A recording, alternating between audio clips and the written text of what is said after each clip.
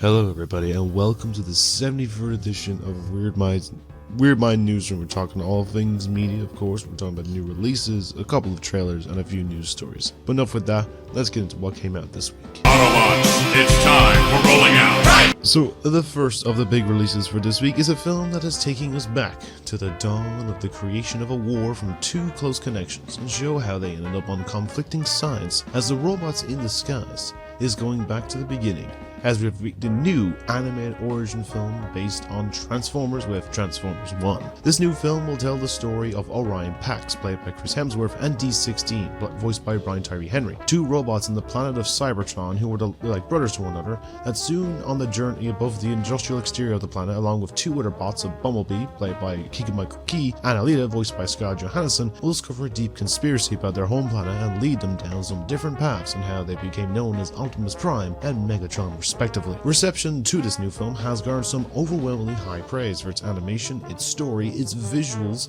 and its humor, while also having some serious moments, and is ranked as currently the second best reviewed Transformers movie of recent memory, which is tied with this as the 2018 Bumblebee movie. I think that's slightly higher. Now, it's a case this film has also been out for almost a month now at this point in the US and has been getting some difficulty making a bit of a profit, and I think personally, setting a movement out here, guys, go watch it. I've heard it's really great. I'm certain people have already seen it multiple times anyway, and I think you should go see it and help garner a sequel, because I think it also needs to do that. But I feel like it's going to have difficulty. Another horror film is coming out next week that I'm hyped for, that I'm looking forward to seeing. But if you want to check it out for yourselves, then it's rolling out into cinemas now, in cinemas, so go and give it some love. Now, as we delve deeper into the month of the spooky season, we are taking a trip to a character's appearance that appeared in a very underwhelming and meh original movie, and then turned it around with a cult classic like sequel, as everyone's favorite fucked up clown of art is back once again with the anticipated new entry of Terrifier 3. The plot will follow on from the previous entry and take place at Christmas this time, and follow Sienna Shaw, where after supposedly stopping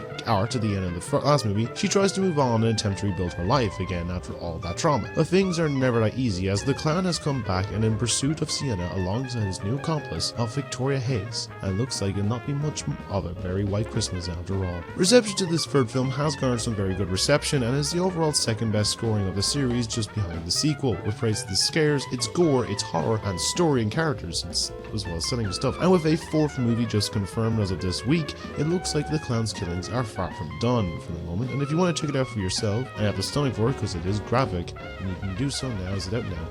In cinemas. The last of the films for this week is bringing us to the realm of another adaptation based on the massive literary library of a renowned author of horror, as after constant delays, we finally have the release of the new adaptation of Stephen King's Salem's Lot. The film follows author Ben Mears, who returns to his childhood home of Jerusalem's Lot in search of inspiration for his new book after some sense writer's block, and will soon discover his hometown is being preyed upon by a bloodthirsty vampire. Reception to this new retelling has been hit with a bit of a mixed reception, with while it was praised for its retelling of the classic novel story and some elements of the performances and set pieces, the film falls into that category of the same generic horror tropes and makes appeal on the horror aesthetic as well. But if you want to check it out for yourself, you can catch it now on HBO Max in the US since last week, and over here now in cinemas. As for the single TV show for this week, we have the return to the realm of the video game adaptations, and this is a new perspective on a character that's had a few adaptations of their own, as everyone's favorite adventure survivor is back in a new form with a new series of Tomb Raider: The Legend of Lara Croft.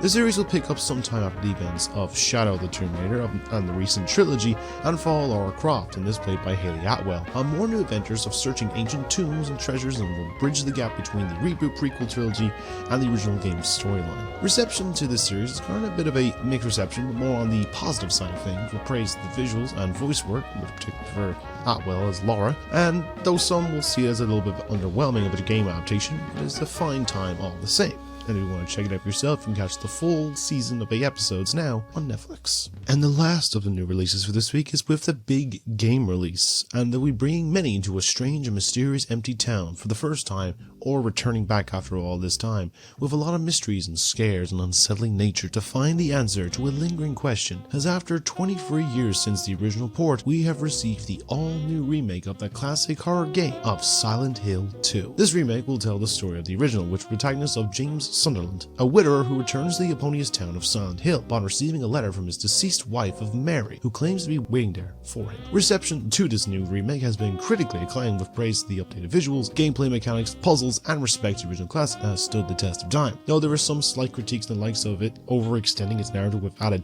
padding and pacing and stuff, but I don't know how much of an issue that is in particular. But if you're up for a return to the mysterious town, then you can play it now on PlayStation 5 and PC. And with all that, that's all the new releases that we have for this week. It might seem crazy what I'm about to say. So on to the trailers, and the first for this week is taking a look into the realm of the biographical films and taking a look at the story of a legendary musician that changed the way a certain genre of music would be played from the point he came along, was unknown to the name, and took the world by storm, as we received another new look at the upcoming biographical film of The Complete Unknown. Now the film will focus on the early days and rising career of the musician known as Bob Dylan, and this played by Timothée Chalamet, and focus as well on the controversial decision around the method of switching to electrically amplified instrumentation in the folk music scene. So I don't know too much on the likes of this musician's life through some of his music is pretty entertaining, and the only really one joke I know is from like an old Funhouse video of like band manager, just one of the old members basically playing Bob Dylan. It's like one of the funniest things ever.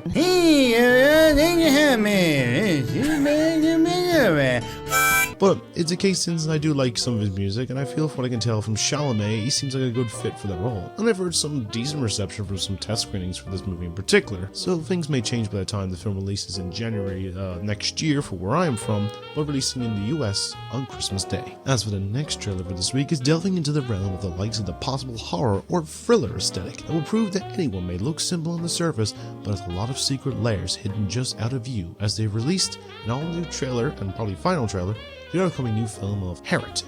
The film will focus on two Mormon missionaries who attempt to convert a man, and is played by Hugh Grant, to their religion of Mormonism. But it soon turns out that he is far more dangerous than they could have anticipated, and will soon be a fight for survival to make it out alive. So the likes of the filmmaking group in this production have their share of projects, the likes of them working on the script for A Quiet Place Part 1 and 2, as well as last year's dino sci-fi movie of 65, and so far from the looks of this movie, it does have a sense of uneasiness and possible fear, and it's probably some deep messages probably hidden into it as well, and Hugh Grant's still in his villain phase, and so far from what I've seen, it's garnered some really well received reception so far, and probably worth a check out as it will be releasing in the cinemas in about 3 weeks time, on October 31st. The third trailer for this week is hitting the high seas for another oceanic-based adventure, as everyone's favorite Polynesian princess is back once more with presumably the final trailer for the upcoming sequel of Moana 2. This one will be set 3 years after the events of the original movie, and will follow Moana once again as she receives a mysterious call from her way-finding ancestors, and will soon form her own crew of misfits, which includes the return of the demigod of Maui, as he journeyed to the far seas to break Nalo, the god of storm's curse on the hidden island of Matu Fitu, which once connected the people of the ocean, and also deal with creatures and underworld gods in the process. So I know the case that this whole sequel started out as actually a Disney Plus series, and from what I've seen from the trailer so far, it looks like it has worked itself back into a well-formed film sequel, and hopefully it will still be like that and not feel like that it worked as an original concept and for like a TV series, and so far it has a lot more bigger scale and scope and concept, and I will be for sure checking this out, as I did enjoy the original a whole lot. And I'm kind of still wondering if, I know they emphasize that he's not appearing in it, but I don't wonder if a certain giant crab will be making a small appearance somewhere in this, but who knows. But I guess we will find out when the film releases in the cinemas in just about a month and a half's time, on November 29th. And the last of the trailers for this week might seem a little bit crazy for what I'm about to say, as we have another new form and take on the likes of a biographical pick, but now done in a unique form of being built from the ground up, as to tell this story received the final trailer for the upcoming farewell film of Piece by Piece. Now the film will be telling the life and career of one Pharrell Williams, of his early life, his connection to music, and how he became one of the most greatest music creators and producers of all time. And all this is done in the form of a Lego movie. Yes, it's all built up from the ground up in Lego. So it's been said that I have been wanting a new Lego movie for a good while, since the last one, which was the second part, came out in 2019, 5 years ago. And the license was with Universal since then, and I've not done anything with it. And, it's from what I've seen from the footage that this actually looks really visually appealing, and from what I've heard, it's a critically acclaimed film as well. So this will be probably worth a check out, as it's out this week in the US, but it'll be releasing over here in about 3 weeks time, in about a month's time, November 8th. And with all that, that's all the trailers that we have for this week. I'm old! I've beg your pardon? So on the first of the news stories of this week is delving into the realm of the video game news, as indicates that this is not going to be the massive focus of extensive listening of games, but rather two announcements that have been seen as a massive appeal to a lot of people. They were both a long time coming for many fans, and I'll be delving into them here. We are starting with the news that actually helped me feel a little bit better while fighting a heavy head cold this week, with news that I have been waiting for the last 10 years now. And on the day of its 10th anniversary, the studio of Creative Assembly finally announced that it will be getting a sequel to Alien Isolation, and finally all my asking has finally paid off. Now, this has been a requested game for well over a decade and has been dubbed by many as one of the best horror games of all time. Well, besides the company by IGN who keeps trying to profit off it, even though they gave it a 5.9 out of 10, and everyone has basically not let them go over that review. And they made a defense video about it recently this week, and it's really done by someone who was not part of the company at the time that game came out. And finally getting a sequel after all of this time is what I've been waiting for. Now, as of writing is just only in the early development stages, and it's unclear if it will be Isolation 2 or called something else, but all I know is that I'm very excited to play another version, follow up to what could essentially be a great Alien sequel, and hopefully it will be on par with the original game. And as for the second game announcement for this week is one of the many in that this is a long time coming. And after so much demand and missing out from the last porting, on Tuesday this week, Rockstar has finally listened to the man and will now be releasing the original Red Dead Redemption on PC. And in the case it's not too long as well, it'll be releasing at the end of this month, October 29th, coming in 5 years after the release of Red Dead 2 on PC, and a little over a year after it was ported to the PS4 and Nintendo Switch. Now, this will be including the original game and the massive acclaimed DLC expansion of Undead Nightmare, and will cost around 50 buckaroos for the next two packages, which was around the same price for the ports last year. Now, it's exciting. It has been 14 years since it initially came out, and I know for some will be very excited to check this out. And I may give it to someone in particular if they are watching, and just, as a nice little gift for them, as they never played the original and want to try it out. But it'd be great to see it coming out after all this time. But what are your thoughts on these announcements, and are you excited for a sequel to Alien Isolation? And will you be playing the original Red Dead Redemption on PC? Let me know what your thoughts are down below in the comments. Now, the second collection of stories for this week is delving into the topics in the realm of the casting news, as we have two news stories, one being a follow to a story I've been covering for the last couple of weeks, and the other being a new confirmation of a known name joining another franchise in particular. We shall delve into what those announcements are now. So let's start off with a story that I've been talking on for, I'm going to say, a little over the last month at this rate, and this is with the ongoing news about the new DCU series based on the Green Lantern Corps. So we know there's been a lengthy back and forth about rumored casting for one of the main roles in the form of Hal Jordan, which was initially a casting possibility for one Josh Brolin in the role. That was turned down, and then a few other names like Ewan McGregor, Matthew McConaughey, and Chris Pine were also mentioned as runner-ups. But things soon came together with the final confirmed casting of Kyle Chandler just there a week or two ago, who will be playing Jordan in the new series as the mentor figure to another member of the Corps, and that is with Jon Stewart. Now, this was also getting some rumored names floating around, and it seemed like this was going to be another long wait response, but this one was not the case. As it turns out, it was much quicker, as announced earlier this week that we have found their Jon Stewart in the form of actor Aaron Pierre. And Pierre has had a fair range of roles in new films such as Old, Rebel Ridge, Brother, Foe, and will be voicing the young Mufasa in the upcoming live-action Lion King remake sequel coming out this Christmas. So it seems like he has quite the range for the Pacific character, and I think it's a strong collective choice of the two leads of the project that is the cosmic version of True Detective, which does sound very intriguing. Now, it's unclear if we will see any other members of the Lantern Corps or any other Colors ones as well, but I'm sure that our project moves forward that we will find out more about it in due time. And as for the second story for this week in casting news, we're going to the realm of the new live-action adaptations and the realm of anime adaptations in particular, as you have the confirmation of a film that would form the bit of a basis to the eventual popular series of Power Rangers, and as with this series of Voltron. So the likes of the film based on the popular anime has been in the works with Amazon since they obtained the rights to it back in 2022. Since then, they have assembled some form of team that includes the director Rawson Marshall Ferber, who did Dodgeball, Central Intelligence, there's a few of those comedy ones, and has found one of the first cast of stars in the role of Daniel Quintoy, which is his feature film debut, but was an understudy for Tom Holland, who did Romeo and Juliet in the West End recently. But it looks like we have another new cast member joining the team, and it's a face that's quite the figure in many realms of pop culture, and it's announced that none other than Henry Cavill is joining the project in an unknown role at this moment. Of course, Cavill is no stranger to being in many franchises, as he has been Superman, Geralt in the Witcher series, he's making a series based on Warhammer at some point, and is an all-around gamer. I mean, did you even see a video of him building his PC?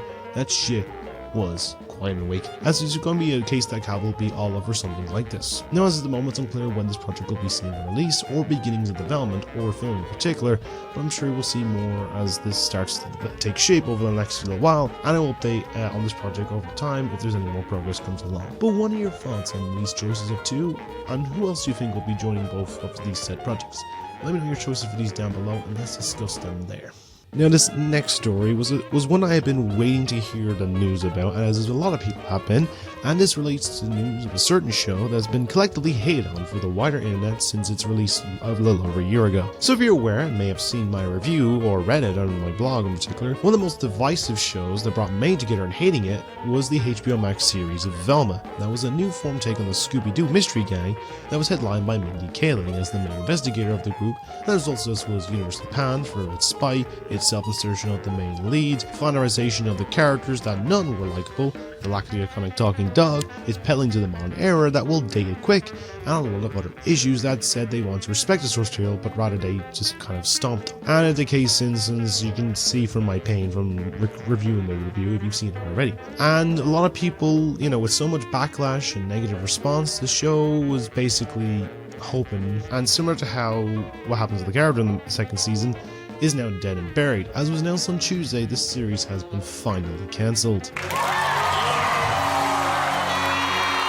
Now, I for one am glad that it's been put to rest, as it's surprising that it can tolerate a lot of things.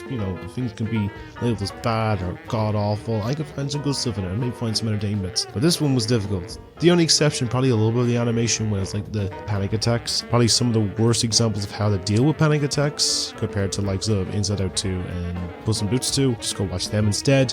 But I think in the case instance that hopefully this will spawn for these animators and writers to go on to do better stuff and actually show their talents a lot more, because I think some of those visuals were good, but it was wasted on this project, and hopefully I don't have to talk about this anymore. But it probably means I'm gonna have to talk about that second season, but that's only with a certain like and subscriber goal. If you watch the review, some other bits, maybe I'll do it. I forced myself to watch that second season and the Halloween special that came out last week. But what do you think of this news? Are you happy or sad about this show's cancellation? And do you think it could have improved if it was kept renewed or going on? Well, let me know what you think of all this down below. Now, the last of these stories for this week was just appeared on my radar just a few hours as I was writing this, and it delves into the realm of some quick announcements of release dates for free upcoming projects that will all be releasing within the next 2 years. 2 of them coming from a massive studio company, and another from a recent Oscar-winning filmmaker. I'll give a quick summary for all of them was announced in terms of these release dates. So I think I'll start with combining the two of the big company announcement release dates, and this is coming to us from the massive film studio of Disney, who have been keeping a little quiet since their big D23 conference 2 months ago, and mainly focused on the market campaigns for likes of Moana 2,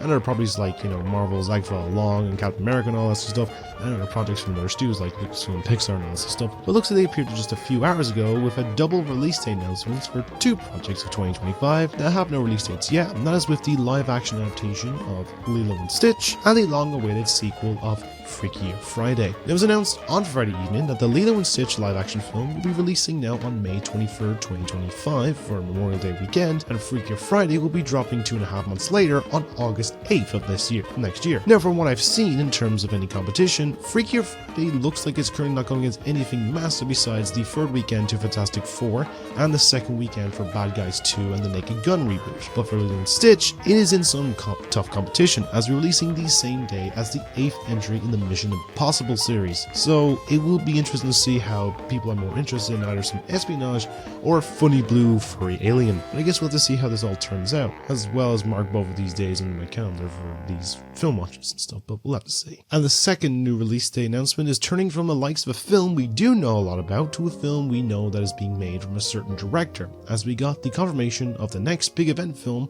from recent Oscar-winning director of Christopher Nolan. As coming off his massive success with Oppenheimer, we have gotten the confirmation that the director's next film will be hitting the big screen from July 18th, 2026. Now, it's not the only confirmation to this whole ordeal, as it's also brought to attention that the film will also have Matt Damon in the main leading role, as the only confirmed casting as of right now was expected to be another all-star cast. As things stand for the moment, there is also nothing that we can go off in terms of what the film may be about, but I'm sure as the next few weeks come along, I'm sure more and more of the project will start taking shape and give an idea of what is in store for another IMAX event film from Nolan. But there isn't any update on I shall provide them in a later episode. But what are your thoughts on these new releases, film releases, and are you looking forward to checking them out in particular, and what do you think this new Nolan film will be about? Let me know what your thoughts on it all down below, and with all that, that's all the news that we have for this week.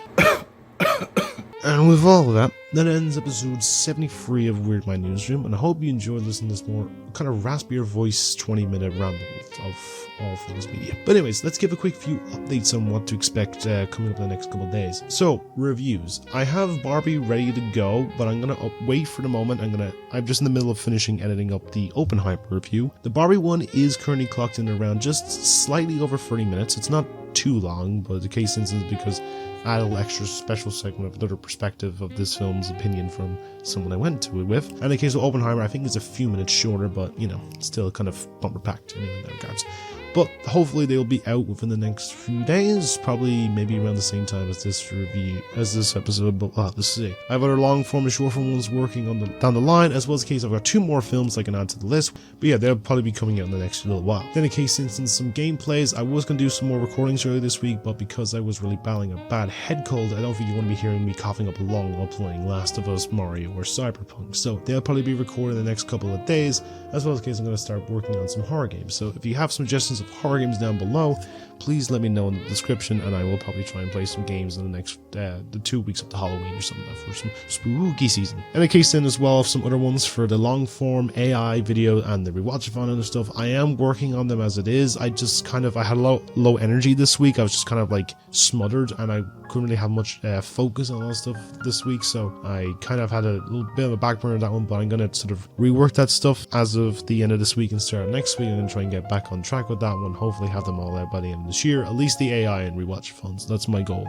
Part 1 of rewatchathon and the AI video, I'm going to try and get them done, so look forward to them. And then the horror most boring, I'm going to try and maybe get something done. Don't know when in a case just do the horror games, and then just do a case of just maybe episode volume 2 some point a little after Halloween, but I don't know yet. Just let me know down below. But I think I'll leave it there for now, because I feel like I ramble on too much longer, and if I do any more, I'm probably going to end up like, you know, hurt my throat even more. If you enjoyed this video and want to see more from me, then simply like and subscribe, as I upload new videos every single week, and I'm hoping to reach 100 subscribers by the end of this year. We're at 90 and we're just a 10 away, so come on guys, find people out there to share around with and help me subscribe reach the goal, and you might get some special reward for it or some kind of cool stuff from me.